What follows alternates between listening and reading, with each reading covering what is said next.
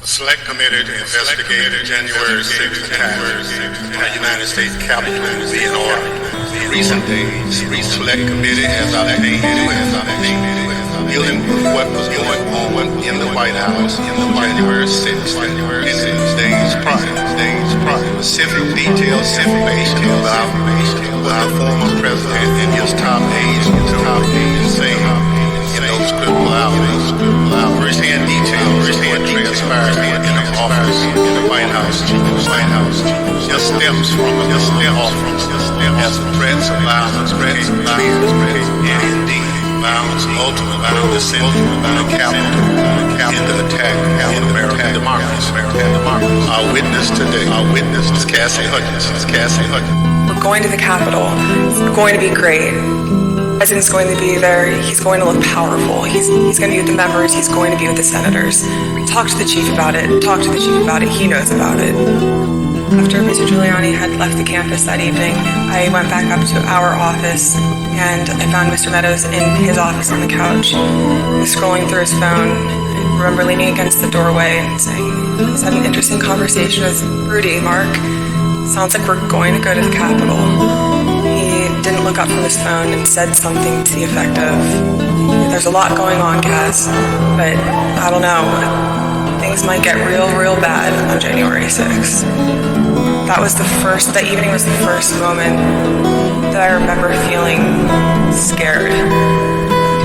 Of course, the world now knows that the people who attacked the Capitol on January 6th had many different types of weapons.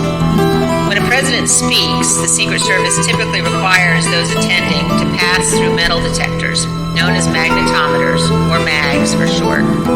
The Select Committee has learned that people who willingly entered the enclosed area for President Trump's speech were screened so they could attend the rally at the Ellipse. They had weapons and other items that were confiscated: pepper spray, knives, brass knuckles, tasers, body armor, gas masks, batons, blunt weapons. And those were just from the people who chose to go through the security for the president's event on the Ellipse.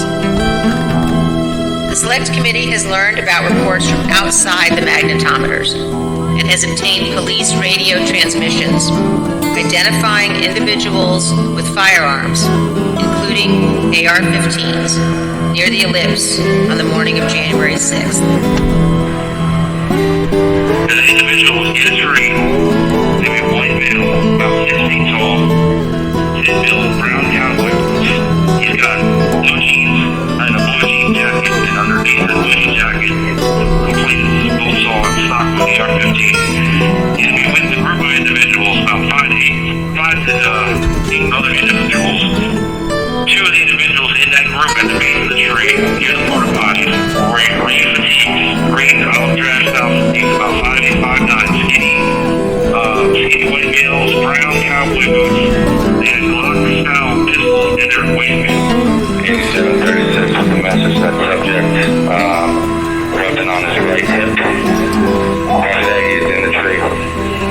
Motor 1, make sure PPE knows they have an elevated threat in the tree south side of Constitution Avenue.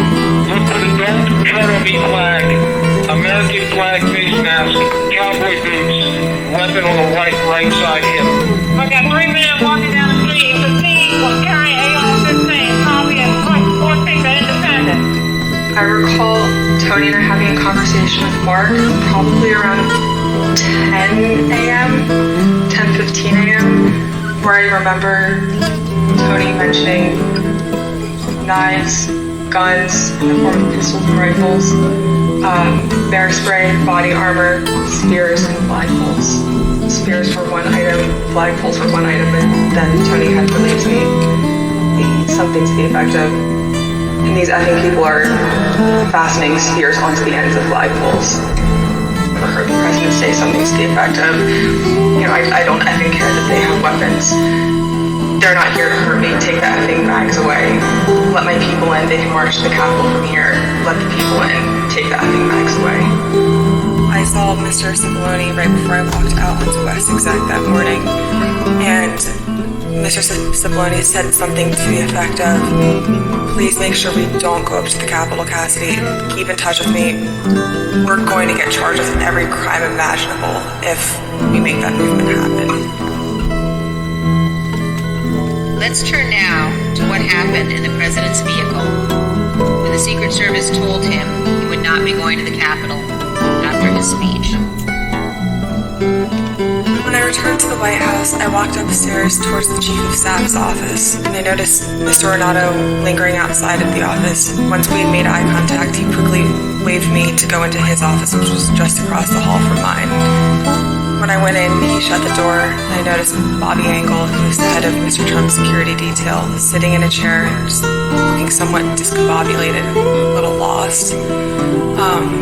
I looked at Tony, and he had said, "Did you effing hear what happened in the Beast?" I said, "No, Tony, I just got back." "What happened?" Tony proceeded to tell me that when the president got in the Beast, he was under the impression from Mr. Meadows that the off-the-record movement to the Capitol was still possible and likely to happen, but that Bobby had more information. So once the president had gotten into the vehicle with Bobby, he thought that they were going up to the Capitol, and when Bobby had relayed to him, "We're not, we don't have the assets to do it, it's not secure, we're going back to the West Wing," the president had very strong, a very angry response to that. Tony described him as being irate. The president said something to the effect of, "I'm the effing president, take me up to the Capitol now." To which Bobby responded, "Sir, we have to go back to the West Wing." The president reached up towards the front of the vehicle to grab at the steering wheel. Mr. Engel grabbed his arm and said, "Sir, you need to take your hand off the steering wheel. We're going back to the West Wing. We're not going to the Capitol." Mr. Trump then used his free hand to lunge towards Bobby Engel, and when Mr. Renato had recounted this story to me, he had motioned towards his clavicles. I remember hearing noise coming from down the hallway, so I poked my head out of the office. I saw the valet walking towards our office. He had said, "Get the chief down to the dining room, the president wants him." So Mark went down to the dining room, came back to the office a few minutes later. After Mark had returned, I left the office and went down to the dining room, and I noticed that the door was propped open, and the valet was inside the dining room changing the tablecloth off of the dining room table. He motioned for me to come in, and then pointed towards the front of the room near the fireplace mantle and the TV, where I first noticed there was ketchup dripping down the wall, and there's a shattered porcelain plate on the floor. The valet had articulated that the president was extremely angry and had thrown his lunch against the wall, which was causing him to have to clean up. So I grabbed a towel and started wiping the ketchup off the wall to help the valet out. He said something to the effect of, "He's really ticked off about this. I would stay clear of him right now. He's really, really ticked off about this right now." Let's briefly view a clip of General Mike Flynn making the Fifth Amendment. I said, Do you believe the violence on January 6th was justified morally? take the step. Do you believe the violence on January 6th was justified legally? Yes. General Flynn, do you believe in the peaceful transition of power in the United States of America? That's it. From 2 o'clock to 2:05, we were watching the TV, and I could see that the rioters were getting closer and closer to the Capitol. Mark still hadn't popped out of his office or said anything about it. So that's when I went into his office. I saw that he was sitting on his couch, on his cell phone. The same as the morning where he was just kind of scrolling and typing. I said, "Hey, are you watching the TV, Chief?" He was like, "Yeah." "The rioters are getting really close. Have you talked to the president?" He said, "No, he wants to be alone right now." I sort of felt like I was watching this bad car accident that was about to happen, where you can't stop it, but you want to be able to do something. No more than a minute and a half later, I see Pat Sapone barreling down the hallway towards our office. He just looked at me and started shaking his head and went over, opened Mark's office door. Stood there with the door propped open. The rioters have gotten to the Capitol, Mark. We need to go down and see the president now. And Mark looked up at it and said, he doesn't want to do anything, Pat. And Pat said something to the effect of, Mark, something needs to be done or people are going to die and the blood's going to be on your effing hands. This is getting out of control. I'm going down there. They're literally calling for the vice president to be effing hung. And Mark had responded something to the effect of, you heard him, Pat. He thinks Mike deserves it. He doesn't think they're doing anything wrong. Republican House member Mike Gallagher also implored the president to call off the attack. Mr. President, you have got to stop this. You are the only person who can call this off. Call it off. The election is over. Call it off. This is bigger than you. It's bigger than any member of Congress. It is about the United States of America, which is more important than any politician. Call it off. It's over. On January 7th, 2021, the day after the attack on the U.S. Capitol, the president still could not bring himself to say, quote, but this election is now over. Young woman yields back. Ms. Hutchinson, thank you. Thank you for doing your patriotic duty and helping the American people get a complete understanding of January 6th and its causes. Thank you for your courage in testifying here today. You have the gratitude of this committee and your country.